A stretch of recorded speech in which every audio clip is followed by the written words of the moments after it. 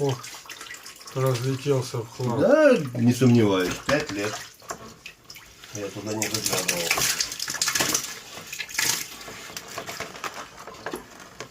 Так, весь этот шмурдяк, наверное, лучше в пакет, да? Сейчас. Чтобы не засорять. Я могу пакет принести. Так, вот так вот, короче.